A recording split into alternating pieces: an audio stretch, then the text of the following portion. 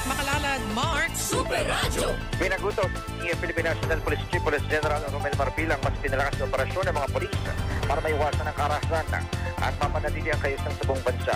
May makaraan ng magkasunod na insidente sa Aprad, Cagayan. Ang kay Marbil, mayroon ng Special Investigation Task Group na binuo para imbestigahan ang pamamaril sa mayor ng Rizal, Cagayan habang nagsasalta sa isang campaign rally sa loob ng barangay Jimisium.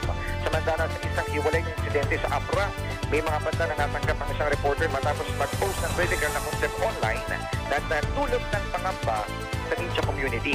Pagtibiyak ng opisyal kasama ang Presidential Task Force on Media Security, mapilit sila na tumutugon para masiguro ang kaligtasan ng mga mamamahayag. Samantala, muli namang nagpaalala ang PNP sa lahat ng mga kandidato, kanilang mga taga-suporta at ang publiko na sundin ang mga batas ng eleksyon, iwasan ang anumang uri ng pananakot o karahasan at makipagtulungan sa mga otoridad para matiyak ang maayos na eleksyon. Ang inyong kapuso Mark Makalalad ng CMA, Super Radio, DZWB, dapat totoo. Super Radio!